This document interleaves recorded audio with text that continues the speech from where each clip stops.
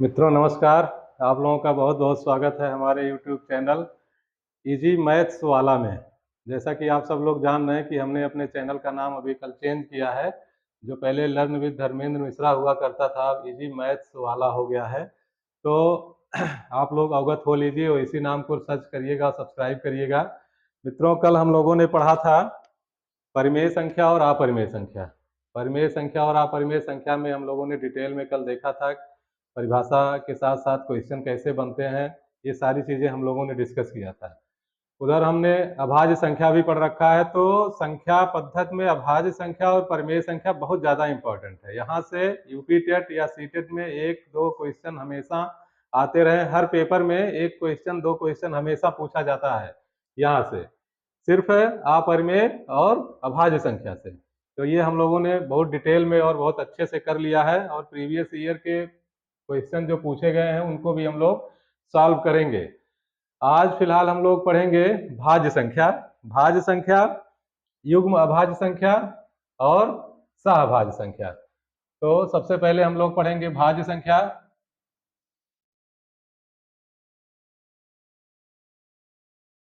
जैसा कि नाम से ही पता चल रहा है, अंग्रेजी इसकी थोड़ा सा कंपोजिट नंबर, जो कि कहीं से मैच नहीं खा रही भाज्य संख्या से, कंपोजिट नंबर। और इसीलिए इसको यौगिक संख्या भी कहते हैं। कंपोजिट नंबर की वजह से ही इसको क्या कहते हैं? यौगिक संख्या, यौगिक संख्या कहते हैं। तो यौगिक संख्या कहते हैं। क्या होती है यौगिक संख्या या कंपोजिट नंबर या भाज्य संख्या? क्या होती है? ऐसी संख्याएं, लिख लीजिए, ऐसी संख्याएं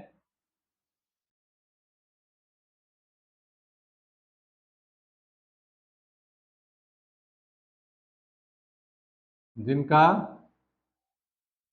एक और स्वयं के अलावा, एक और स्वयं के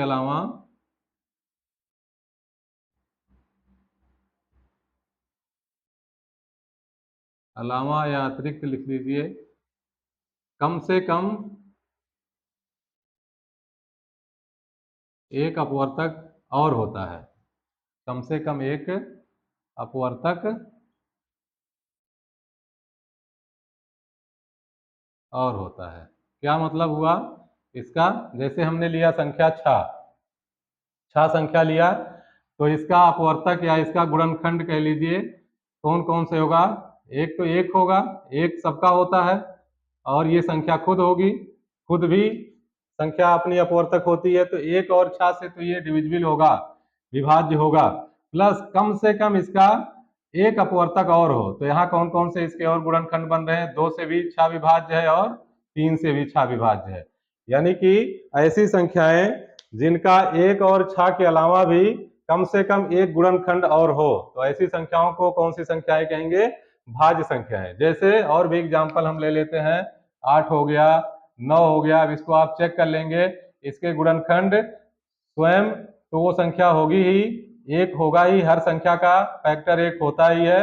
और प्लस यहाँ 2, 4, एक तो होगा ही, और ये संख्या खुद, तो 2 और 4 दो फैक्टर इसके और हो गए। तो ऐसी सारी संख्याएं जिनमें एक और स्वयं के अलावा कम से कम एक फैक्टर और हो, एक अपवर्तक और होता है, तो ऐसी संख्याओं को भाज्य संख्याएं, जैसा नाम से ही पता चला है भाज्य संख्या है वो, यानी किसी न किसी संख्या से अवश्य वो विभाजित होगी, तो ऐसी संख्याओं को भाज्य संख्या कहते हैं।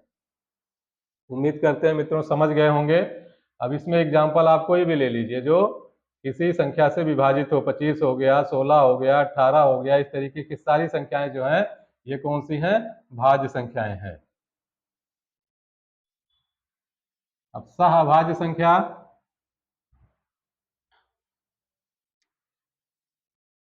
सहभाज्य संख्या,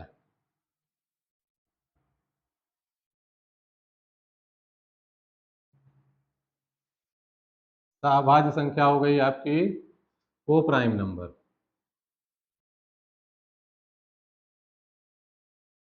को प्राइम नंबर, अब को प्राइम नंबर जैसा नाम से ही पता चल रहा है सहभाज्य, यानी साथ साथ ये संख्याएं पेयर में होंगी या ट्रिपलेट में होंगी, तो ऐसी संख्याओं की जोड़ी या ऐसी संख्याओं का समूह जिनका महत्तम समापवर्तक एक हो, यानी कि एक के अलावा और वो संख्याएं किसी से भी विभाजित ना हो, तो ऐसी संख्याओं का समूह कह लीजिए, ऐसी संख्याओं का समूह जिनका महत्तम समापवर्तक या जो सिर्फ एक से, जिनका कॉमन, ऐसे लिख लीजिए, जिनका कॉमन अपवर्तक या उभयनिष्ठ, उभयनिष्ठ, क्योंकि हम लोग अभी महत्तम समापवर्तक नहीं पढ़े हैं, इस वजह से ये टर्म यूज करना थोड़ा सा कंफ्यूज करेगा। ऐसी संख्याओं का समूह जिनका उभयनिष्ठ गुणनखंड केवल एक हो, केवल एक हो, यानी कि एक के अलावा वे संख्याएं और किसी भी संख्या से विभाजित ना हो, ऐसी संख्याओं को सह अभाज्य संख्या कहेंगे। जैसे 3 और 5 का पेयर हो गया, 3 और 5 और किसी भी संख्या से विभाजित नहीं होंगी एक को छोड़ के। ऐसे ही 5 और 7 हो गया, 3 और 7 हो गया, है ना, 8 और 11 हो गया, 9, 8 और 9 हो गया, 8 और 9 हो गया। 8 का गुणनखंड हम देखेंगे तो 1 होगा, 2 होगा, 4 होगा और 8 होगा। 9 का गुणनखंड देखेंगे तो 1 होगा, 3 होगा और 9 होगा। यानी कि कोई भी कॉमन गुणनखंड नहीं है, सिर्फ उभयनिष्ठ गुणनखंड एक ही है इसमें। इन सारे पेयर्स में ये 3 की भी पेयर हो सकते हैं। 3 का पेयर, जैसे हमने एग्जांपल लिया, मान लीजिए 19, 65 और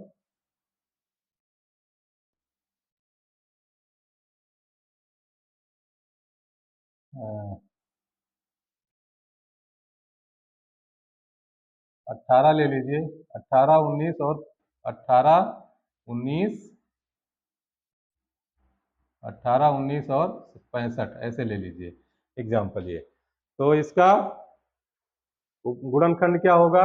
इसका गुणनखंड होगा 1, 2, 3,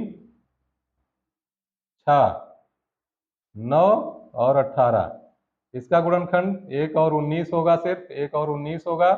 और इसका 1, 5, 13 और 65।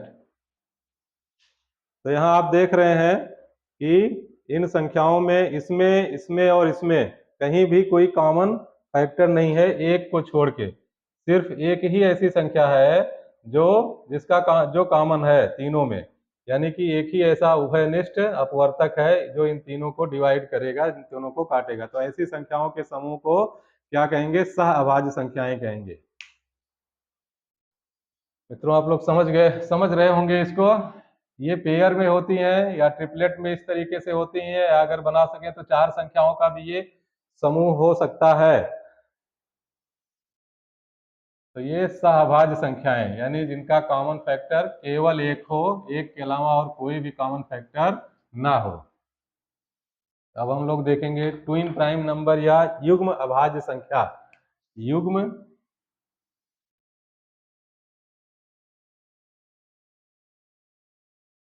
अभाज्य संख्या, युग्म अभाज्य संख्या, ट्विन प्राइम नंबर।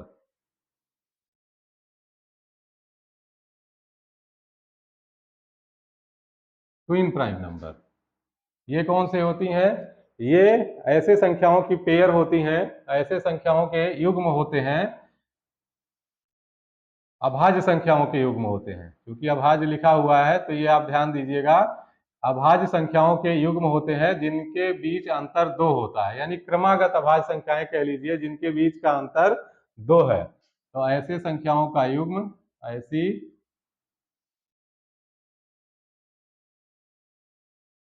संख्याओं का युग्म, युग्म का मतलब पेयर, जोड़ी हो गया, ठीक है ना। ऐसी संख्याओं का युग्म जो अभाज्य हो, जो अभाज्य हो और उनके बीच का अंतराल 2 हो, उनके बीच 2 का अंतराल हो, ठीक है ना, उनके बीच 2 का अंतराल हो।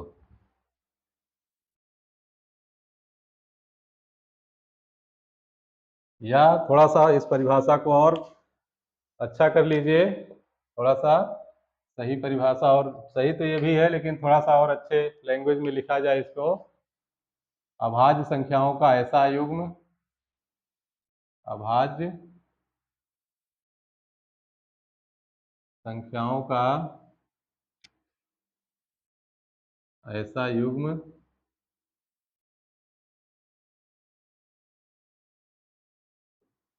जिनके बीच 2 का अंतर हो,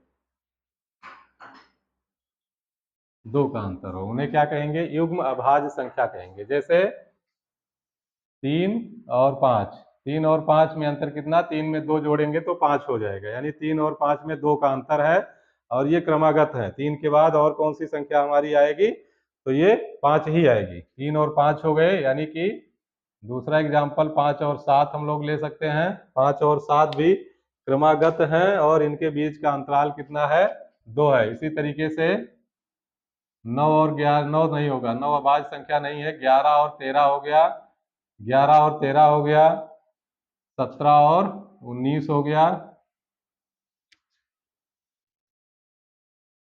फिर 29 और 31 हो गया। तो इस तरीके के जो पेयर बन रहे हैं, अब आप समझ गए होंगे, इस तरीके के पेयर जो हैं ये युग्म अभाज्य संख्याएं कहलाती हैं। युग्म अभाज्य संख्या यानी कि इनके बीच का अंतर 2 है, इनके बीच का अंतर 2 है, इनके बीच का अंतर 2 है, इनके बीच का अंतर 2 है, तो ऐसी संख्याओं को युग्म अभाज्य संख्या कहेंगे। क्या 11 और 17 ये अभाज्य युग्म अभाज्य संख्या है? नहीं है। क्यों? क्योंकि इनके बीच का अंतर 6 है, इनके बीच का अंतर 6 है, इनके बीच का अंतर 2 नहीं है। तो 2 के अंतराल पे जो संख्याएं अभाज्य मिलेंगी वही युग्म अभाज्य संख्याएं कहलाएंगी।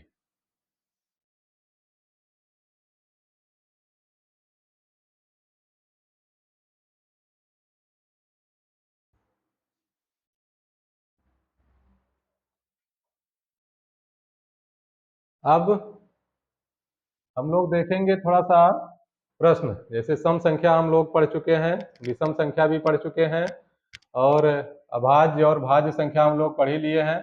तो इस पे थोड़ा सा प्रश्न हम लोग देख सकते हैं, किस तरीके के प्रश्न बनते हैं या बन सकते हैं। जैसे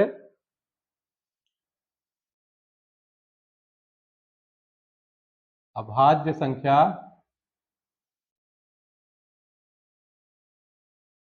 होती है, अभाज्य संख्या होती है, पहला ऑप्शन है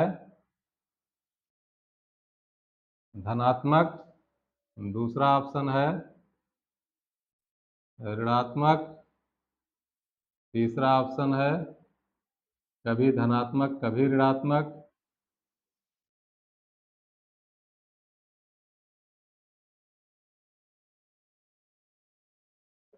कभी ऋणात्मक, और चौथा ऑप्शन मान लीजिए इनमें से कोई नहीं। तो इसमें ऑप्शन क्या होगा, जैसा कि अभाज्य संख्याएं हम लोग पढ़ चुके हैं, प्राइम नंबर, प्राइम नंबर होती हैं 2 से स्टार्ट होती हैं। 2 हो गया, 3 हो गया, 5 हो गया, 7 हो गया, 11 हो गया, 13 हो गया। इस तरीके से ये संख्याएं, अभाज्य संख्याएं 2 से स्टार्ट होती हैं। तो क्या ये ऋणात्मक भी हो सकती हैं? अगर हम इनको देखें तो क्या -5 या -7 ये अभाज्य संख्याएं हो सकती हैं?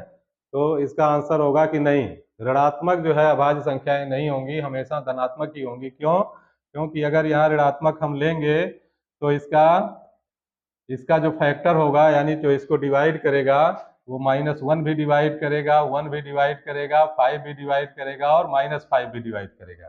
तो इस तरीके से परिभाषा के अनुसार हम लोग जब देखेंगे तो परिभाषा हमारा क्या कहता है अभाज्य संख्या का, कि ऐसी संख्या जिसका केवल एक और वो संख्या स्वयं फैक्टर हो, गुणनखंड हो, ऐसी संख्याओं को अभाज्य संख्या कहेंगे। तो इसका मतलब कि ये परिभाषा में फिट नहीं बैठेगी। अगर ऋणात्मक अभाज्य संख्या है तो ये परिभाषा में फिट नहीं बैठेगी, इसका मतलब अभाज्य संख्याएं क्या होती हैं, धनात्मक होती हैं। अभाज्य संख्याएं धनात्मक होती हैं।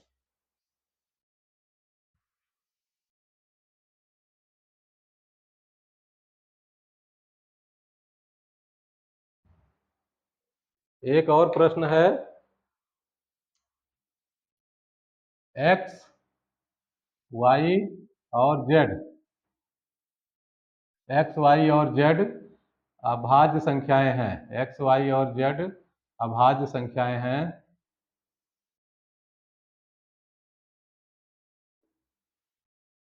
अभाज्य संख्याएं हैं और X plus Y plus Z ये दिया है 38। तो एक्स के किस अधिकतम मान के लिए, तो एक्स का अधिकतम मान हो सकता है इस तरीके से, तो एक्स का अधिकतम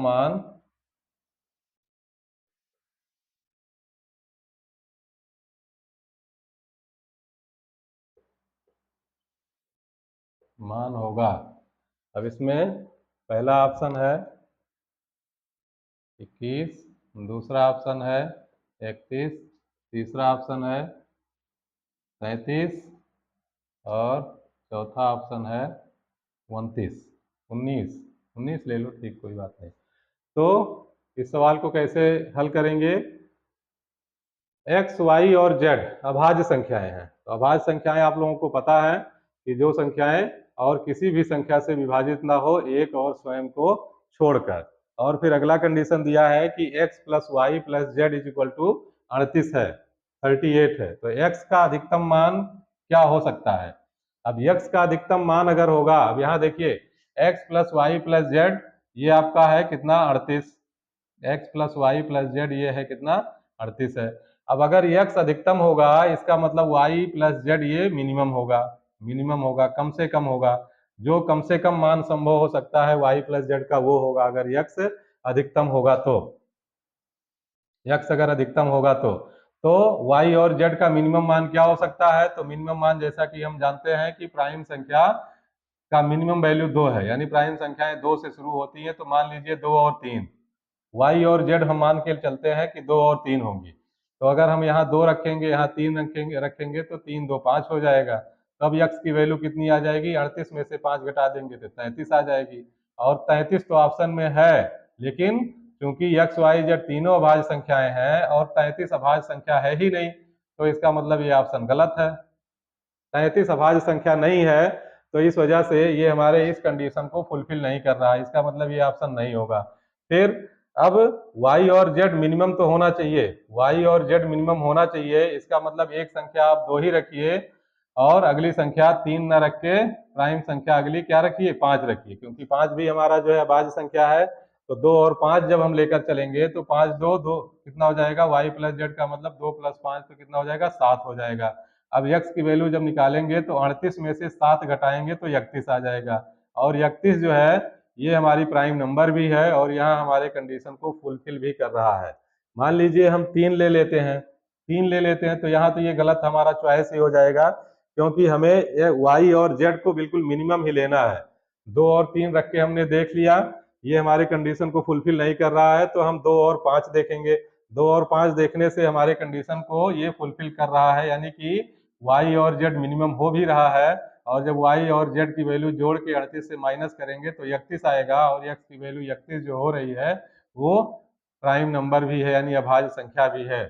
तो ये ऑप्शन सही होगा आपका 31। इस तरीके से क्वेश्चन बनाया जा सकता है। अब इस तरीके से और भी क्वेश्चन आपको घुमा के दिया जा सकता है, इसमें थोड़ा सा होशियारी से आप लोग अटेम्प्ट करिएगा इसको।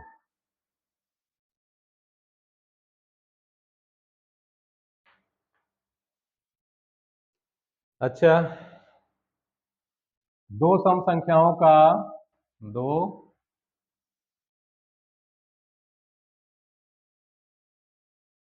दो सम संख्याओं का योग होगा।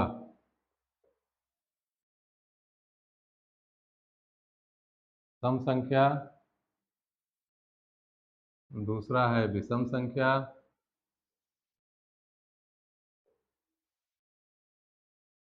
तीसरा है कभी सम कभी विषम, कभी सम कभी विषम, और चौथा मान लीजिए इनमें से कोई नहीं। तो क्या हो सकता है, इसको आप लोग कुछ ना समझ में आए तो सीधा एग्जाम्पल सम संख्याओं का एग्जाम्पल ले लीजिए। जैसे 4 है, सम संख्या 8 है, तो 8 4 12 हो गया। 16 है और मान लीजिए 6 है, तो 16 6 22 हो गया, ये भी सम संख्या है, ये भी सम संख्या है। 4 है प्लस 2 है, तो ये भी सम संख्या आ गई। यानी कि दो सम संख्याओं का योगफल क्या होगा, हमेशा सम संख्या ही होगी। तो इसका कौन सा ऑप्शन, पहला ऑप्शन हमारा सही है। दो सम संख्याओं का योग हमेशा क्या होगा, सम संख्या ही होगी। अब दो विषम संख्याओं का योग क्या होगा, दो विषम संख्याओं का योग, दो विषम संख्याओं का योग क्या होगा, फिर वही ऑप्शन, सम संख्या, दूसरा है विषम संख्या,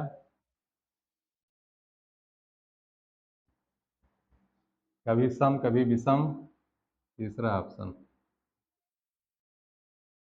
कभी सम होगा, कभी सम कभी विषम। तो यहाँ भी वही एग्जाम्पल ले लीजिए। मान लीजिए दो विषम संख्याएं हमारी 3 और 5 हैं, तो 5 3 8 हो गया। मान लीजिए 5 और 7 है, तो 7 5 12 हो गया। मान लीजिए 11 प्लस 9 है, तो कितना हो गया, 20 हो गया। 21 प्लस 23 मान लीजिए, तो कितना हो जाएगा, 44 हो जाएगा। 44 हो जाएगा। ये संख्याएं हमारी कौन सी संख्याएं आ रही हैं, ये सम संख्याएं आ रही हैं। यानी कि दो विषम संख्याओं का योगफल हमेशा क्या होगा, दो विषम संख्याओं का योगफल हमेशा क्या होगा, सम संख्या होगी, सम संख्या होगी। दो विषम संख्याओं का योगफल हमेशा सम संख्या होगी। इसी तरीके से अगर एक संख्या सम है और दूसरी विषम है, तब क्या होगा,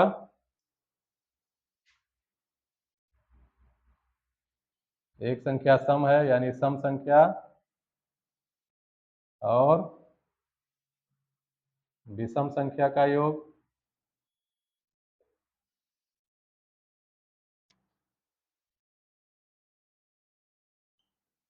फिर वही ऑप्शन आपको मिलेगा, ये सम संख्या।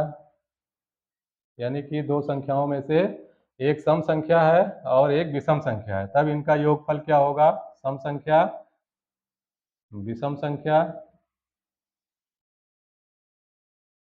या कभी सम कभी विषम, कभी सम कभी विषम। तो यहाँ भी देख लेंगे, जैसे एक हमारी सम संख्या हो गई 2, विषम संख्या हो गई 1, तो क्या हो गया, 3 हो गया, विषम संख्या मिला। ये थोड़ा सा आप सोचेंगे तो एक सम संख्या होगी और एक विषम संख्या होगी, तो हमेशा क्या मिलेगा, विषम संख्या ही मिलेगा इसमें। आप और एग्जाम्पल लेके देख सकते हैं। मान लीजिए 7 हो गया और 6 हो गया, तो 7 6 13 हो गया। 15 और 14 मान लीजिए, एक सम हो गया एक विषम, तो 29 हो गया। तो इस तरीके से विषम संख्या ही हमेशा मिलेगी। तो इसका कौन सा ऑप्शन सही होगा, इसका सेकंड ऑप्शन सही होगा। तो इस तरीके से आप लोग थोड़ा सा इस पे ध्यान दीजिएगा। अगर दोनों संख्याएं सम हैं तो योगफल हमेशा सम मिलेगा, दोनों संख्याएं विषम हैं तब भी सम, योगफल उनका सम होगा। और उसमें से एक संख्या सम है दूसरी संख्या विषम है, तब योगफल क्या होगा, तब विषम होगा।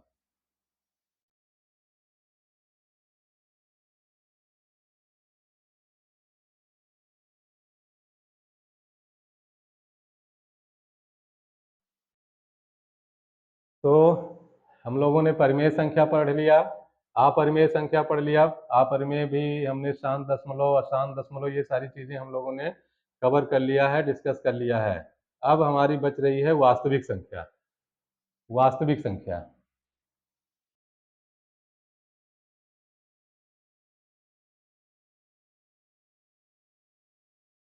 यानी कि रियल नंबर।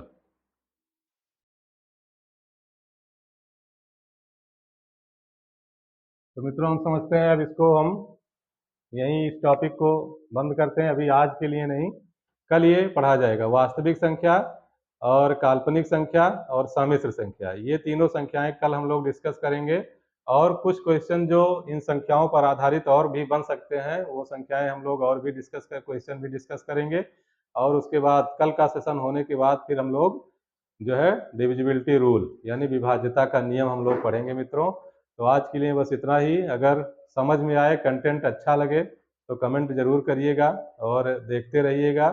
कहीं कुछ अगर समस्या हो रही है, कंटेंट में कुछ प्रॉब्लम हो रही है, तो उसको आप कमेंट में ज़रूर लिखिएगा। तो ठीक है मित्रों, आज के लिए इतना ही। बहुत बहुत धन्यवाद। नमस्कार।